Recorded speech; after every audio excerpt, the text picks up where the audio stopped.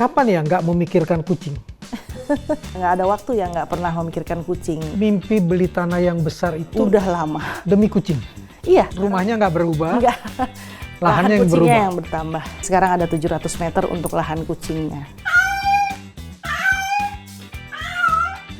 Itu kira-kira apa, Mbak? Kayak manggil aja, kayak anak manggil mama, mama gitu. Teman bicara Maman kali ini hidup dengan 800-an ekor kucing.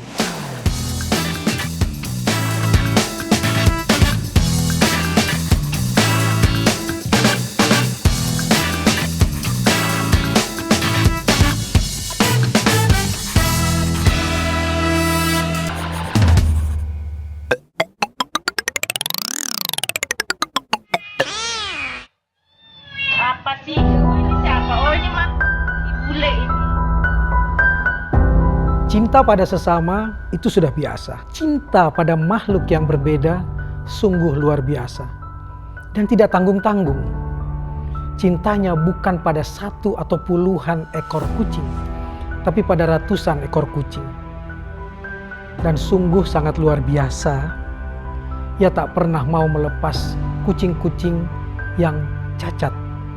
Ia harus berakhir hidupnya di tangan saya dan tidak boleh pindah ke tangan orang lain. Saya percaya mereka butuh kasih sayang hingga nafas terakhir merenggutnya. Dita Agusta, itulah sosok kita yang menjadi teman bicara Maman kali ini. Semesta ini tak cuma dihuni oleh makhluk hidup bernama manusia. Masih ada sejumlah makhluk hidup lain. Ada 7 juta spesies hewan di bumi ini. 1,5 juta hidup dan masih ada di sekitar kita. Bahkan mereka hidup berdampingan dengan kita. Ada yang tidak peduli sama sekali dengan mereka. Bahkan ada yang membuli. Ada yang merundung, merusak tubuh mereka, bahkan membuat nyawa mereka teregang.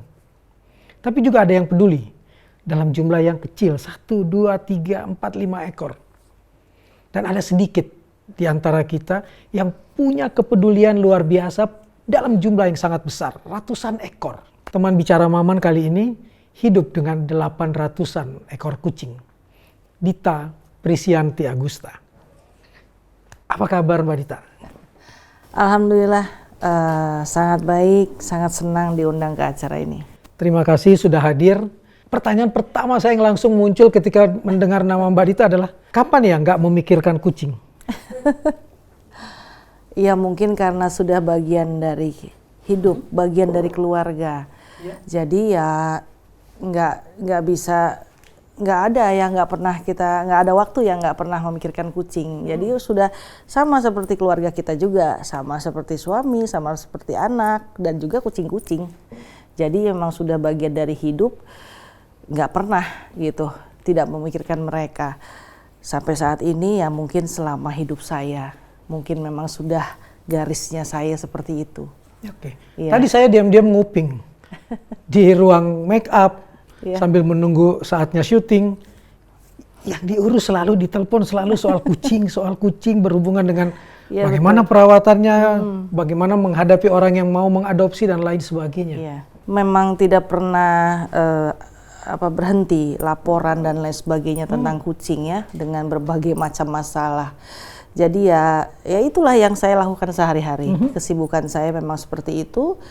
Ya saya berusaha bisa mengatasi semuanya di tengah-tengah saya mengurus keluarga. Jadi memang itu sudah bagian dari keseharian saya, laporan tentang penganiayaan kucing, laporan tentang yang mau adopsi, yang bermasalah, orang yang bermasalah dengan kucing dan lain sebagainya, itu sudah setiap hari. Kita mundur ke belakang sedikit.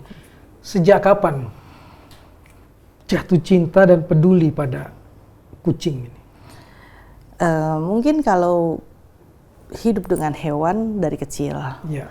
tapi kebetulan juga dapat jodoh, dapat suami yang pecinta hewan juga, dan dia juga yang mengenalkan saya dengan kucing, dalam artian dia memberikan seekor kucing untuk kita rawat. Gitu, dan dari situ memang Satu untuk dirawat. iya, jadi memang dia tahu saya suka kucing, dia berikan saya 1 ekor. Dari situ saya mulai mengenali bagaimana kucing, bagaimana karakter dan kehidupan kucing. Dan itu bermula dari kucing berbulu panjang. Kucing yang yang bagus lah gitu ya. Anggora gitu. Ya, seperti itulah gitu ya. Jadi kita rawat dengan baik, kita pelihara dengan baik, dengan biaya juga yang nggak sedikit karena kita pengen dia sehat gitu ya. Salah makan aja bulunya perawatannya rontok. pun mahal gitu ya, dokternya dan lain sebagainya. Tapi di lain sisi saya baru mulai melihat di sekitaran kita kucing-kucing yang memang tidak ada yang punya, kucing liar. Jadi saya berpikir di perumahan tempat ya, tinggal. waktu itu saya masih tinggal di suatu perumahan, saya belum tinggal di Parung. Nah itu masih di Bogor juga? Enggak, di Jakarta, Jakarta Timur. Ya. Jadi saya justru baru terpikir kalau kucing-kucing berbulu panjang ini, kucing bagus ini pasti orang mau merawatnya karena memang dilihat dari fisiknya pun pasti lebih bagus, indah, lucu, ya. Gitu. Tapi mereka yang ada di sekitar kita ini siapa? Yang memperhatikan. Sering akhirnya saya lihat ya mereka hanya mengorek-orek sampah aja mereka diusir.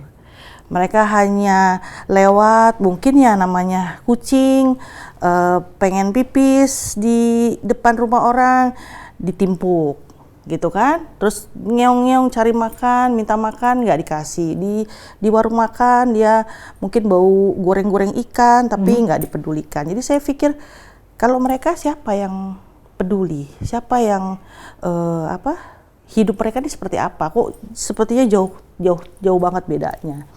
Akhirnya lama-lama saya pikir ya seharusnya mereka yang lebih kita perhatikan gitu. Dan kebetulan suami juga sama, dari mulai dia merescue anak kucing di dalam got gitu, dia pikir ini kok lebih harus kita rawat gitu. Jadi akhirnya setelah itu saya mulai concern dengan kucing-kucing yang di jalan, malah yang liar. Saya kasih makan, saya beli ikan setiap hari. Dulu malah masih saya kasih nasi sama ikan, kayak kita dari dulu kan taunya kucing tuh makan nasi sama ikan gitu kan.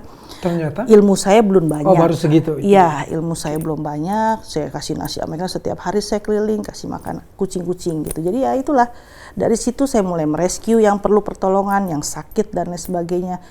Dari situ mulai timbul lebih kepedulian saya untuk mereka. Dan di rumah mulai banyak yang saya rawat, yang saya urus, kucing-kucing yang memang saya rescue sendiri. Itu berjalan mungkin dari tahun 2000 lah sampai ya 2015, sekarang. kemudian bikin 2014 rumah saya di Parung dan bikin rumah kucing Parung. Ya, cita-cita kita memang sama suami itu pengen punya rumah yang lahannya besar karena emang kita sekeluarga suka hewan. Kalau saya mungkin concern di kucing, kalau suami kan ya burung, ya ikan, anak-anak juga kan seneng hewan. Jadi di rumah kita nggak pernah nggak ada hewan, selalu ada hewan. Nah itulah cita-cita, dan ya alhamdulillah bisa ada rezeki di 2013 beli tanah di situ dan ngebangun. Akhirnya 2014 baru saya Jadi, punya rumah yang lahannya besar. Mimpi beli tanah yang besar itu Udah lama. demi kucing. Iya, demi hewan yang kita pelihara. Karena saya pengennya rumah kita kecil aja. Soalnya kalau rumah gede capek kurusnya. Yang penting lahan yang besar. Dan kita tembok keliling supaya kita piara hewan apapun kita aman. Karena kan ya namanya tinggal di perumahan biasa kan ada komplainan. Nggak sebebas yang lahannya besar lah gitu ya. Kita tahu bagaimana nyamannya kita yang senang sama hewan memelihara di rumah sendiri. Kita harus punya lahan besar. Gitu. Coba dideskripsikan deh, Mbak. Akhirnya dapat lahan seluas 650-an lah. 650 Ya, meter persegi. Dalam itu lahan kosongnya 500 meter, sekitar 150 itu untuk rumah. Rumahnya cuma 150, Iya. 500 meter Iya, itu itu lahan awalnya. kosong. Iya. Awalnya seperti itu. Iya. Sekarang bertambah lagi. Ya, untuk lahan, jadi ada rezeki donasi lahan ya untuk kucing juga 200 meter lagi. Jadi sekarang Rumahnya nggak berubah. enggak. Lahan yang kucingnya berubah. yang bertambah. Begitu. Jadi sekarang ada 700 meter untuk lahan kucingnya. Khusus untuk lahan kucing 700 meter. Iya, rumahnya tetap itu aja. Oke. Dan di dalam rumah pun Ya kucing juga, nggak ada, bukan hanya untuk manusia aja ya, kucing juga kita untuk sekaligus untuk penerimaan rumah kucing pun ya di rumah. Jadi ya kucing tetap di rumah juga. Apalagi Okta itu adalah anak perempuan saya satu-satunya yang autis, tapi dia memang yang punya kelebihan untuk lebih peka dengan kucing.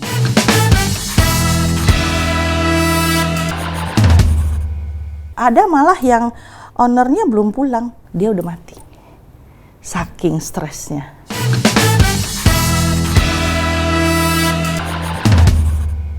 Alfi, Okta, Rama nggak protes anak-anak? Kan kita dari kecil, dari anak-anak kecil sudah terbiasa dengan hewan, apalagi kucing, karena saya memang concern di kucing. Untuk anak saya yang dua, yang besar ini, anak pertama dan kedua memang dari kecil, apalagi Okta itu adalah anak perempuan saya satu-satunya yang autis. Tapi dia memang yang punya kelebihan untuk lebih peka dengan kucing. Autis tapi lebih peka dengan Iya. kucing. Kalau buat saya, dibandingin saya mungkin dia lebih lihai istilahnya untuk menghandle kucing.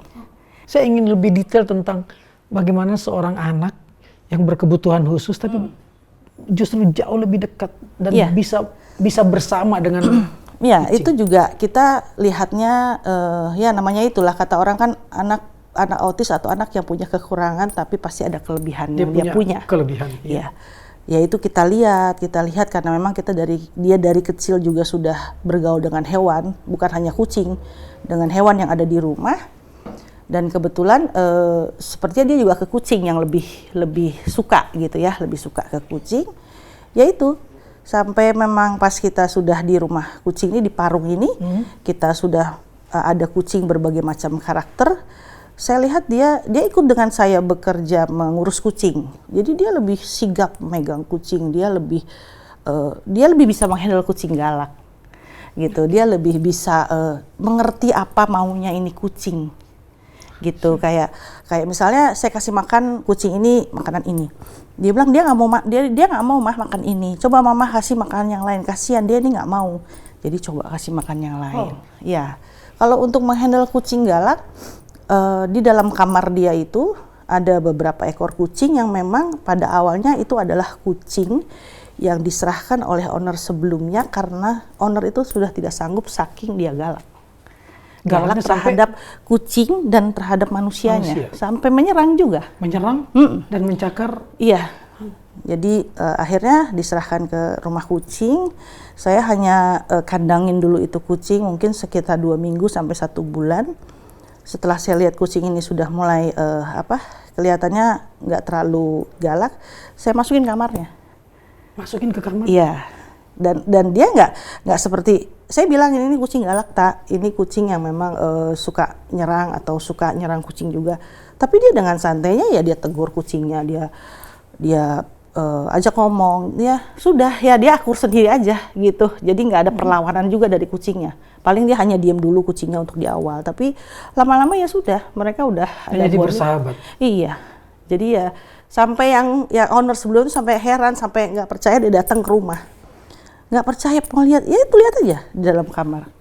Dia tuh udah nyerah berbagai macam cara nggak bisa.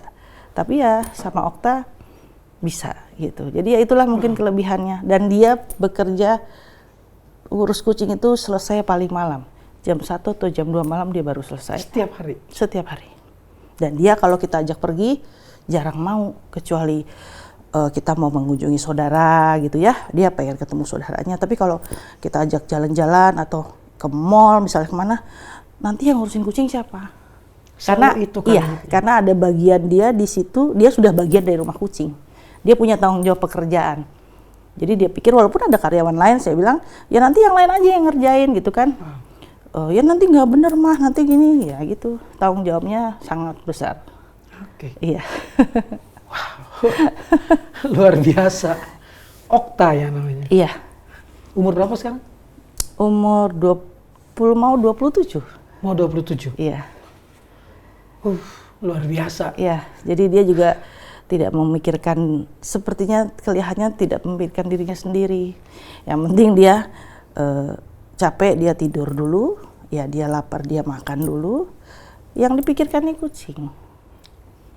Gitu. Jadi ya sudah otomatis gitu, dia pekerjaan itu sudah otomatis. Orang-orang yang datang untuk menitipkan kucing,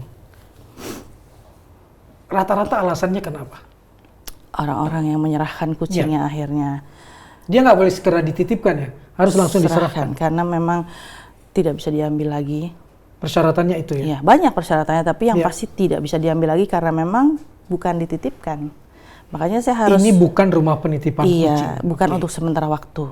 Untuk selamanya dia hidup ada di sini. Gitu. Jadi itu harus, pengertian orang harus jelas dulu untuk itu. Iya. Gitu. Jadi ya masalahnya kebanyakan, paling banyak karena bermasalah dengan tetangga. Gitu. Itu kompleks banget masalahnya soal itu. Lalu kedua, karena dianggap buang kotoran di rumah tetangga?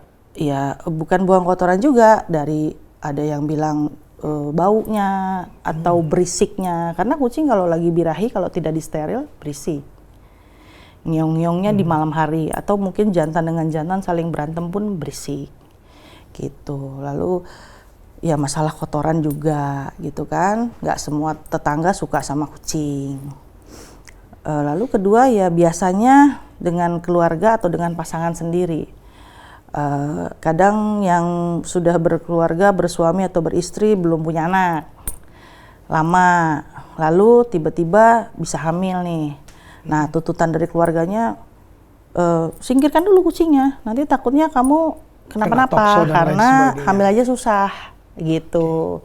Atau ada juga yang justru ini nggak hamil-hamil karena kucing, jadi singkirkan dulu kucingnya biar fokus supaya dia bisa hamil. Ada juga yang kayak gitu. Ya rata-rata seperti itu. Itu rata-rata alasannya. Ya. Nah kalau mereka sudah menyerahkan betul-betul tidak bisa diambil lagi? Enggak bisa. Karena saya punya aturan begitu, kenapa? Supaya memang orang ini benar-benar berpikir. Kalau masih ada solusi lain itu sebenarnya lebih baik. Kucing itu kalau dipindahkan itu pasti ada masa stresnya dan adaptasinya sulit. Ada masa stresnya? Iya, apalagi dipindahkannya ke shelter yang jumlahnya ratusan ekor. Gitu. Jadi jangan orang itu jangan beranggapan udah taruh aja di shelter dia pasti seneng temennya banyak. Nggak gitu. Kucing yang bisa survive sampai saat ini itu masa perjuangan hidupnya tuh di awal, itu yang sulit. Apalagi dia diserahkan dalam waktu dengan umur yang sudah misalnya setahun atau 2 tahun. Dari kecil dia dipiara di rumah itu. Lalu waktu umurnya udah setahun atau 2 tahun dia dipindahkan. Dia kan udah punya bonding. Ya, terhadap rumah itulah itu. Yang sulit. Kucing itu dengan rumahnya, dengan pemiliknya, dengan semuanya. Nah, itulah yang sulit, apalagi shelter dengan jumlah kucingnya ratusan dan juga walaupun kita semua mengurus, tapi kan perhatian kita tidak seperti orang yang sebelumnya pasti lebihnya pasti kalau yang owner sebelumnya pasti punya perhatiannya lebih. Kita pasti ya dibilang terbelah oleh 800 kucing. Ya, itulah. Jadi itu adaptasinya perlu waktu dan tidak. Apa yang dilakukan oleh Dita dan anak-anak terhadap kucing yang baru datang? Selama yang masa yang kita anggap masa stres itu. Harus dikandang dulu. Nggak bisa tidak ya? Nggak bisa enggak, karena kalau kita lepas langsung membaur dengan mereka semua, kita nggak tahu reaksinya apa. Kalau dia takut, dia bisa cari jalan keluar, dia bisa nggak karuan, lari-lari cari jalan keluar, atau dia ngumpet, kita nggak tahu dia makan apa enggak, minum apa enggak gitu kan, malah lebih nggak keawasan. Jadi harus dikandang, di karantina dulu lah. Minimal berapa tadi? 2 minggu. 2 minggu? Iya, karena masa inkubasi virus itu kan 2 minggu. Jadi kalau ada sesuatu, reaksi dalam tubuhnya karena pengaruh dari stres itu akan kelihatan. Kalau memang dia terlalu stres, dia drop, pasti kan nggak mau makan di awal. Dengan dia nggak mau makan, pasti drop kan. Yeah. Nah drop itu penyakit apapun bisa datang gitu. Yang tadinya memang waktu datang dia sehat. Tapi karena faktor stres itu yang bikin dia akhirnya drop atau yaitu dia jadi sakit. Nah harus dikasih obat atau harus dirawat di klinik dan lain sebagainya. Dan yang paling parah ya nggak survive. Ada beberapa yang nggak ya survive. Ada, pasti ada. Ada malah yang ownernya belum pulang, dia udah mati. Saking stresnya. Masih di situ yang mau menyerahkan itu? Iya, karena dari perjalanan pun dia udah stres. Dia tahu dibawa akan pergi. diserahkan ke orang lain. Ya, walaupun ya pokoknya kucing itu kan di perjalanan pasti stres. Kucing itu nggak kayak anjing. Kucing itu lebih senang di rumah, nyaman di rumah. Kecuali dia mungkin yang udah sering diajak jalan-jalan. Tapi kan rata-rata memang kucing yang sudah di rumah aja, tiba-tiba diajak pergi, dia udah stres di mobil, udah stres di jalan, lalu nyampe ke rumah kucing yang dia lihat kucingnya banyak, walaupun dia di kandang, ya itu udah, dan nafasnya cepat, ngos-ngosan. Itu tandanya sampai lidahnya keluar seperti anjing gitu, tandanya itu dia sangat stres. Makanya orang kalau yang nggak ngerti, itu kucingnya kasihan tuh haus, bukan haus, tapi dia stres. Saking stresnya sampai begitu. Nah itu kalau saking stresnya dan dia tidak bisa mengatur napasnya, jantungnya bisa tiba-tiba berhenti. Yang mencari ada, tapi saya nggak akan. Saya sudah komit kalau kucing cacat itu berakhir di sini, di rumah kucing sampai habis umurnya.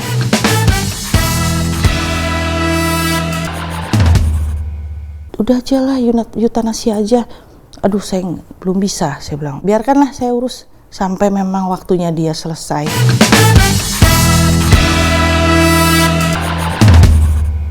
Kalau saya dengan anak, dengan istri, dengan cucu mau jalan-jalan, kami direpotkan oleh kebutuhan masing-masing untuk dibawa ke jalan. Kebutuhan cucu dan lain sebagainya, pokoknya harus tersedia berapa, udah dihitung tuh oleh anak saya. Tapi kalau Mbak Dita pasti ada tambahan khusus ya? Iya. Khusus untuk kucing. Ya, apa yang dibawa?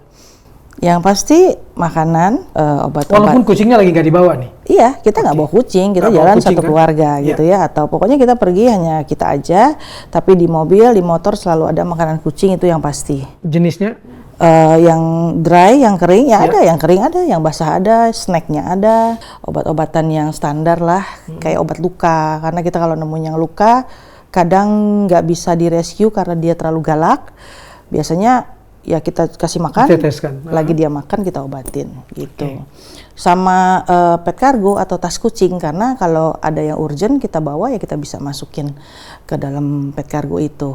Gitu. Selalu itu dibawa kemana-mana? Ya, selalu ada. Jadi saya pokoknya nggak ada itu, pasti harus dicek dulu, itu harus ada, karena ya kita nggak tahu di jalan. Pasti lebih seringnya begitu, nemuin kucing yang memang harus. Karena saya kalau di jalan, kalau kucing sehat saya nggak angkut, saya hanya kasih makan. Itu selalu kasih makan, kemana aja kita kasih makan. Malah kalau di restoran saya nggak lupa tuh, karena kan kalau kucing liar itu memang kebanyakan nggak suka makanan yang kering, karena mungkin dia seringnya ketemunya sama ikan gitu kan. Jadi ya kalau di restoran ya saya minta tambahan pesenannya. Kalau kita makan ikan goreng ya ikannya dilebihin gorengnya 1 atau 2 ekor.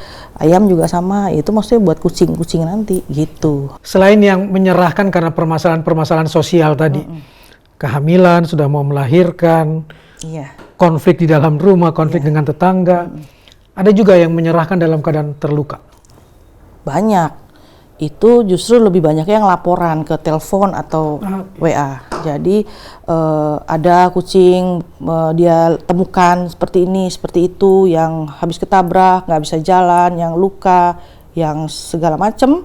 Ya saya pasti langsung nggak pakai banyak tanya, tolong segera kirimkan ke rumah kucing. Tapi kalaupun kondisinya dia tidak bisa mengirimkan, entah dia tidak punya kendaraan atau apa, kita yang kirim. Kurir, orang untuk menjemput gitu. Jadi dengan membawa ini. Ya pokoknya sesegera mungkin. Kalau gitu kan saya juga nggak langsung nanganin sendiri, pasti saya minta tolong ke dokter hewan untuk pertolongan pertama, pasti itu. Jadi biar dokter hewan yang periksa dulu kondisinya seperti apa, lalu nanti penanganannya seperti apa. Kalau sudah tahu saya untuk penanganannya baru dibawa pulang, atau mungkin harus diamputasi dulu. Karena kan banyak di rumah saya yang kakinya tinggal 2, kakinya tinggal 3. Karena ya itu kita temukan dalam kondisi kakinya sudah hancur, habis ketabrak, ya harus diamputasi dulu. Baru nanti dia hidup di rumah kucing. Gitu. Dengan 2 kaki? Iya, dengan 3 kaki. Atau yang lumpuh, tidak bisa jalan kaki belakangnya, ya diseret-seret, ya itu seperti itu. Ada yang memang juga sengaja melukai? Ada, tapi yang banyak sebenarnya kasusnya, tapi yang masih saya ingat yang terakhir kemarin itu, jadi saya dapat laporan orang ini yang menyaksikan, cuman sayangnya orang ini tidak memvideokan, hanya menyaksikan, karena kalau memvideokan bisa kita kasusin orangnya. Jadi kucing ini mencuri di rumahnya, lalu dalam kondisi hamil lagi, lalu dia dipukul kakinya, tapi dipukul berkali-kali sampai kakinya hancur semua. Empat-empatnya. Begitu. Dia hanya bisa mencegah, jangan gitu, tapi dia tidak memvideokan. Sampai akhirnya dilepaskan sama orang itu, dibawa sama dia. Ya akhirnya hanya bisa satu yang diselamatkan, tiga-tiganya dipotong kakinya karena sudah hancur. Cuman karena dia kondisinya sudah lemah, dia hamil pula, akhirnya dia nggak selamat. Jadi sudah sampai klinik, sudah ditolong dokter, ya dokter sudah melakukan yang terbaik lah. Ya, tapi ya itulah kondisinya, dia sudah terlalu berat kayaknya, jadi ya nggak survive juga. Ya itu salah satunya. Dan itu bukan pengalaman 1-2. Iya, udah sering, udah banyak. Saya kadang juga udah lupa apa nih ya, yang sudah pernah saya alamin. Ketabrak kereta juga, separuh badannya hancur juga ya. Dalam keadaan masih hidup? Hidup, tapi ya memang yang seperti itu tidak bisa kita tebak sampai kapan umurnya, karena ya organ tubuhnya sudah banyak yang rusak. Tapi ada yang hidup dan dipelihara di rumah? Iya, saya yang seperti itu, saya sempat setahun lah dia bisa hidup dengan kondisi yang setengah tubuh? Ya karena buat saya, saya belum bisa menerima keputusan eutanasia. Saya belum bisa menerima. Sampai sekarang? Iya, jadi kalau menurut saya nyawa itu udah ada yang ngatur. Jadi kalau emang dia masih dikasih nyawa, ya kita rawatlah semaksimal kita. Sampai memang sudah waktunya dia pergi, ya itu kan memang sudah takdirnya. Jadi kadang kan orang, udah aja lah eutanasia aja. Aduh saya belum bisa, saya bilang. Biarkanlah saya urus sampai memang waktunya dia selesai. Jadi saya juga sudah memperjuangkan lah untuk dia sampai habis umurnya ada di tangan orang atau di tempat yang tepat lah. Dia tidak terlantar. Paling tidak kita kasih dia kasih sayang, kita kasih dia perhatian sampai selesai. Di antara 800-an yang ada sekarang, yang mengalami kondisi cacat seperti itu ada berapa? Mungkin kalau saat ini sekitar 20 ekor adalah cacatnya macam-macam. Dari mulai buta, kakinya tidak komplit, lalu yang diseret-seret, lalu yang jalannya goyang-goyang kena gangguan saraf. Hari ini yang paling parah? Hari ini yang paling parah ya yang lagi saya tanganin sih yang dia jalannya diseret, tapi kakinya itu kaku lurus ke belakang gitu. Yang dua nih yang belakang. Jadi tidak bisa digerakkan, dengan sekujur tubuhnya sakit kulit. Tapi skabisnya? Ya, untuk sakit kulitnya udah bisa kita tangani, tapi keadaannya ya seperti itu. Dan dokter bilang ini sudah tidak bisa dibenerin kakinya. Ada juga yang mengadopsi kucing yang cacat? Saya tidak melepas adop kucing cacat. Nggak akan dilepas? Nggak akan. Yang mencari ada, tapi saya nggak akan. Saya sudah komit kalau kucing cacat itu berakhir di sini, di rumah kucing sampai habis umurnya. Kalau kucing cacat, karena buat saya sangat sulit.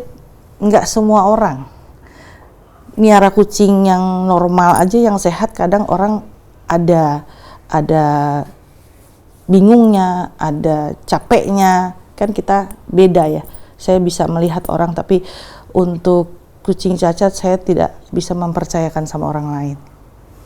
Jadi nggak akan saya kasih. Nggak membebani Dita dan keluarga? Nggak terbebani, karena ya saya udah biasa kok. Malah ya buat saya suatu kebanggaan mungkin kalau memang kucing cacat ini bisa survive sama saya dalam waktu lama gitu ya. Itu kan nggak seperti kucing normal, kita merawatnya kan beda. Kayak manggil aja, kayak anak manggil mama, mama gitu.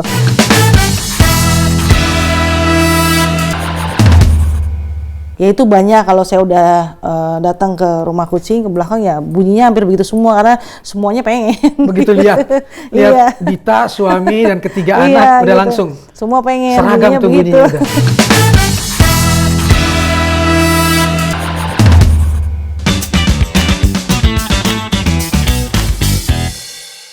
Ini ada aneka suara kucing dan kita coba dengar bagaimana Dita memaknai suara kucing ini dan apa permintaan kucing ketika suara ini yang muncul. Kita coba suara yang pertama.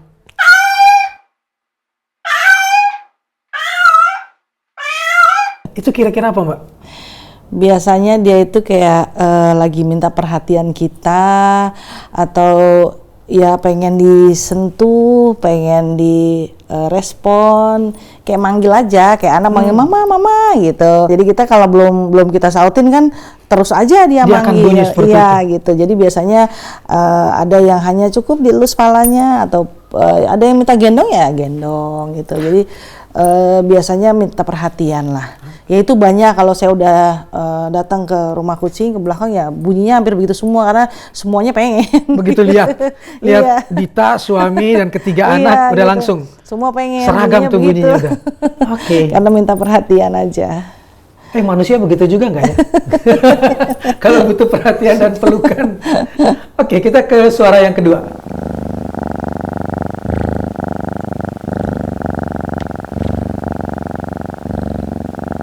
Tapi biasanya dia kalau sudah nyaman sama kita, sudah percaya sama kita, saat kita panggil tuh kedengeran. Bergetar dari lehernya tuh, kalau kita sebutannya pur. Jadi kucing katanya kalau sudah dengan kita tuh sampai dia bunyi seperti itu, sudah ada pur-purnya tuh berarti memang benar-benar udah nyaman. Dan kadang dia sambil mijit. Kayak leyeh-leyeh gitu ya?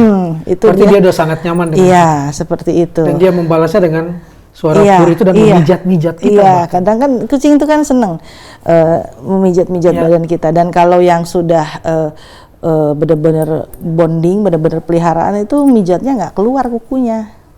Jadi Mijatnya nggak iya, keluar kuku. iya seperti itu. Dia bisa memijat kita tanpa Iya. mengeluarkan kuku. Jadi tidak akan mencelakai kita. Nggak akan sakit. Nah, sekarang kita dengar yang ketiga.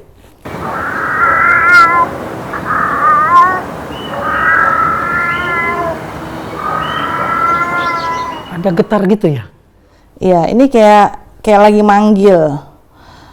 Biasanya dia manggil, kadang dia manggil temennya, atau manggil anaknya, atau kayak memanggil, suara memanggil aja, gitu. Manggil temennya, atau manggil, atau kalau kadang-kadang kita lihat kayak dia lagi ngobrol, sesama kucing, kadang suka gitu bunyinya. Beda dengan saut-sautan yang mau berantem itu Oh, beda. beda lah. Ini memang. Ini yang dia munculkan suara ini. Iya. Kita dengar suara keempat.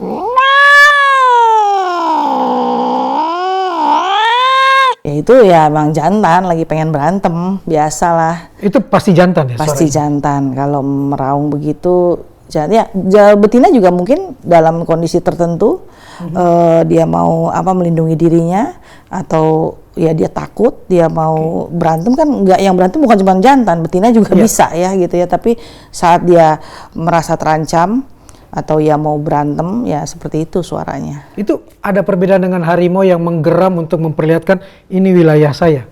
Anda sudah masuk ke wilayah saya, bukan? Oh bukan, Lain. ini hanya kucing itu biasanya saat dia merasa terancam, bukan hanya dia mau berantem sesama kucing, mungkin ya dia terancam dengan hewan apa atau apa ya dia Ketemu anjing pun bisa begini, ya menggeram seperti itu, ini. iya gitu. Jadi dia akan membela dirinya, melindungi dirinya. Langsung dengan memberikan suara. Iya. Balik mengancam supaya orang tidak supaya tidak seperti menyerang. itu. Seorang Dita masih bisa nangis nggak sih lihat kucing yang terluka, kucing yang cacat, kucing yang dari tadi saya menahan terus rasa ini. Tapi buat Dita yang sudah belasan tahun, puluhan tahun bersama mereka gimana? Mungkin nangis sih udah enggak ya, udah lewat gitu. Dulu ya iya. Karena saya sudah yang ada di pikiran saya, nyawa itu memang sudah ada yang ngatur. Yang penting kita manusia berusaha semaksimal mungkin. Saya mungkin akan menyesali kalau seandainya kucing ini mati sia-sia tanpa kita usahakan. Kalau saya sudah berusaha semaksimal mungkin, walaupun ada ya mungkin sedikit nyesek aja kok akhirnya nggak survive juga, tapi ya sudah. Saya nggak menyesali karena yang penting Saya kita sudah berusaha. berbuat, saya sudah Iya. berusaha. Kita udah nolong aja itu udah suatu usaha, lalu kita tolong lagi dia dengan mengobati dan lain sebagainya, itu udah maksimal banget. Karena ya itu nyawa itu udah ada yang ngatur. Saya nggak bisa, jadi saya nggak akan menyesali, nggak akan meratapi, menangisi, nggak. Itu yang udah ada di kepala saya hanya itu sekarang. Jadi siapapun kucing yang datang, yang sudah masuk ke rumah kucing, itu tanggung jawab saya dan saya harus tolong dia semaksimal saya apapun kondisinya. Bahwa dia nanti sudah berakhir hidupnya ya itu titik, tapi Iya. saya harus berjuang untuk itu. Iya. Dan tidak ada kata eutanasia terhadap kucing. Iya, saya nggak. Jadi itulah umur udah ada yang ngatur. Jadi ya saya juga beranggapan, saya juga tidak tahu nanti duluan saya atau kucing-kucing ini kan kita nggak tahu. Ya justru saya juga merasa selama saya masih hidup, saya masih punya kemampuan. Ya saya maksimalkan untuk mereka. Gitu, karena emang udah panggilan jiwa kalau untuk kucing apapun akan saya lakukan semaksimal mungkin. Gitu. Dan di mana mereka dimakamkan? Kebetulan memang kalau untuk lahan rumah kucing tidak akan bisa memakamkan segitu banyak dari tahun 2014 ya. Jadi kebetulan rumah juga dekat dengan perkebunan sawit. Ya saya meminta izin dengan pemiliknya untuk bisa menguburkan mereka dengan layak dan juga yang pasti dengan ya layak, maksudnya tidak asal-asalan supaya tidak ada masalah di kemudian hari dengan pekuburannya itu. Jadi ya alhamdulillah pemiliknya mengizinkan, ya sudah. Selama ini ya, jadi memang tidak ada yang kita khususkan kuburan itu.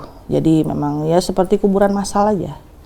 Setiap ada yang habis umurnya ya kita kubur di sana. Ada sejumlah orang yang merasa tidak mau mendekati kucing karena kurap, jamur, cacingan yang bisa menular ke diri manusia katanya kan. Belum lagi skebisnya dia, penyakit kurap, penyakit iya. Dan yang paling selalu ditakutkan soal toksoplasma, apalagi buat ibu hamil. Iya. Sepengalaman Mbak Dita selama ini terhadap penyakit-penyakit itu? Ya mungkin saya dapat banyak ilmu dan pengetahuan dari dokter hewan dan dokter manusia juga ya gitu ya. Terutama untuk tokso saya ngalamin sendiri kan. Dengan hamilnya anak ketiga yang memang awalnya tidak direncanakan dan saya sedang bergaul dengan kucing yang banyak, tapi memang karena saya tahu bagaimana tokso itu bisa terjadi, jadi memang cara mengurus kita bersih, yang pasti kita harus bersih kalau tokso itu, karena tokso itu kan perantaranya itu kan lalat atau tangan kita yang tidak bersih. Gitu. Jadi berarti kan kalau kita habis main kucing, pegang kucing, kita harus cuci tangan sebelum kita makan. Terus makanan juga harus kita tutupin, atau sayur-sayuran semua harus kita cuci gitu kan. Ya yang berhubungan dengan kucing, yang pasti kotoran kucing itu tidak boleh dilama-lama, dibiarkan, harus cepat dibersihkan. Ya seperti itu. Jadi selama ini saya berkeluarga, punya anak 3, suami semua, tidak ada yang pernah bermasalah dengan kesehatan kita. Termasuk kesehatan kulit? Iya, walaupun kita bergaul dengan banyak kucing. Seperti jamur atau scabies juga kan, memang ada beberapa jamur yang menular ke manusia. Tapi kan ya itulah, kita bisa pakai sarung tangan, kita bisa bagaimana cara kita menghindari supaya kita tidak tertular. Syarat untuk menjadi adopter itu apa aja? Yang pasti dia tidak boleh punya kucing lebih dari 2. Kenapa?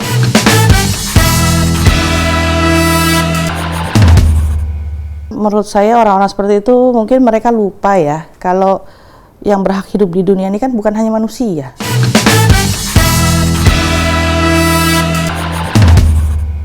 Oke Mbak Dita, jadi syarat untuk menjadi adopter itu apa aja? Yang pasti dia tidak boleh punya kucing lebih dari 2. Kenapa? Ya supaya dia fokus.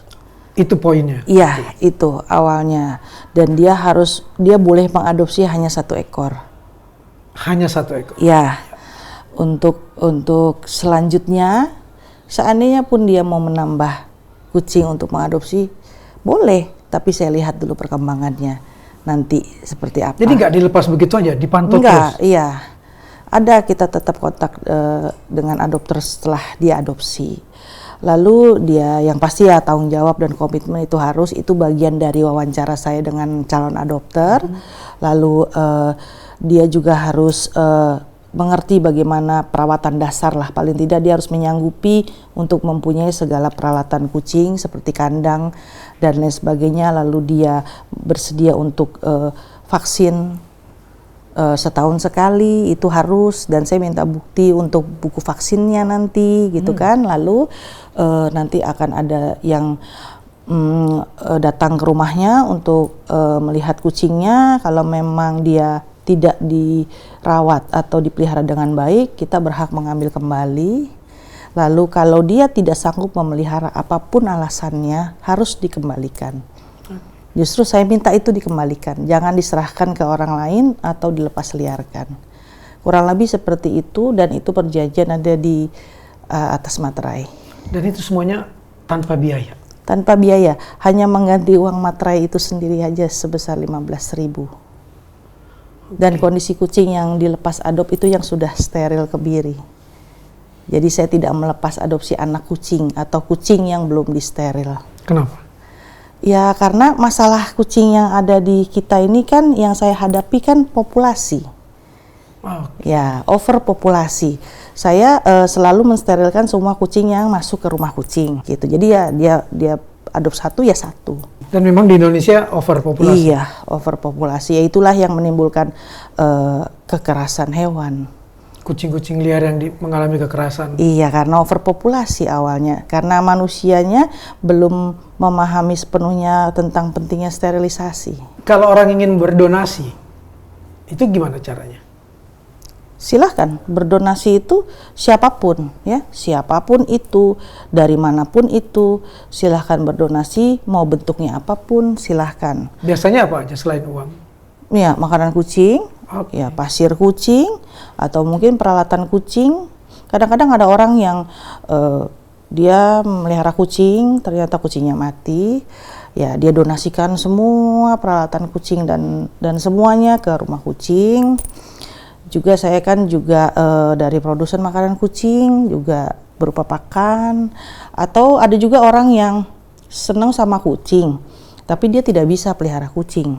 Senang tapi tidak bisa karena memelihara. mungkin orang tuanya nggak mengizinkan, atau dia punya penyakit yang memang tidak boleh memelihara sama hewan. seperti saya, karena anak saya sangat sensitif dengan bulu kucing. Dia paling main ke rumah kucing, nah dia berdonasi kalau punya rezeki lebih, karena dia sendiri tidak bisa pelihara. Ada yang seperti itu. Tujuan saya memang semua kemanapun saya bisa mengedukasikan orang supaya lebih banyak yang peduli lah. Karena saya merasa shelter kucing ini kerjanya masih kerja berat. Itu kan imbas dari orang yang tidak peduli. Ya, dengan datangnya kucing-kucing yang bermasalah yang sangat banyak, itu kan imbas dari orang yang tidak peduli. Ada mereka yang menuangkan kemarahan, kebencian, lalu melukai dan menyakiti kucing? Bagi Mbak Dita?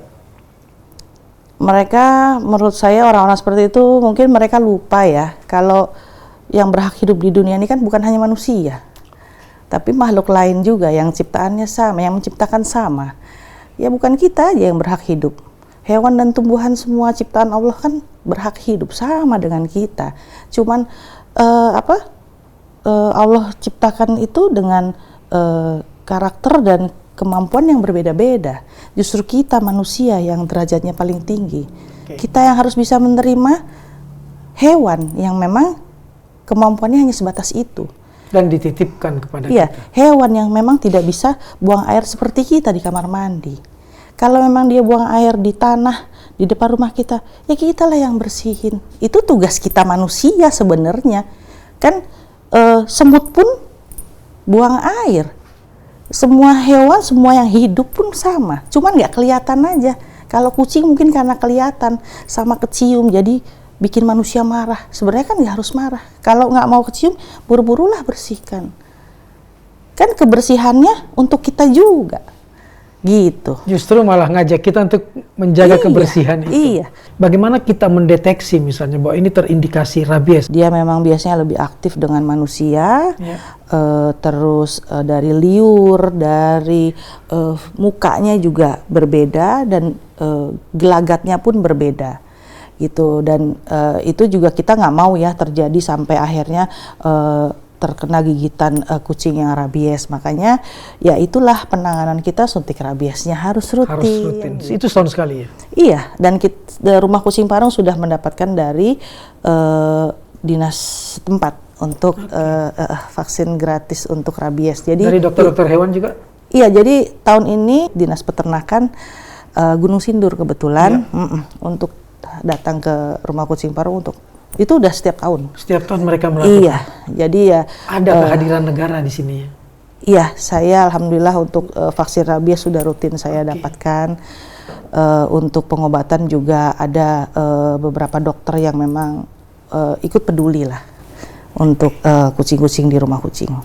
Lagi-lagi menggambarkan bahwa makhluk hidup itu punya bahasa sendiri. Betul. Dan juga kita sebaiknya juga bisa memahaminya, sehingga kalau kita tahu suara yang terakhir saja dan tidak ingin terganggu adalah dengan memisahkannya langsung. Iya, harusnya. Jika kita juga ingin aman dan tidak dengan melukainya, tidak dengan membuat dia cacat.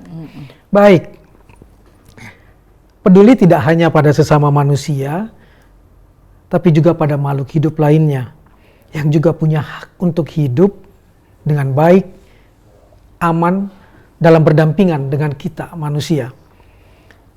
Sebagai khalifah di alam semesta, kita tak diberi kuasa dan hak untuk mencederai mereka, semena-mena memperlakukan mereka.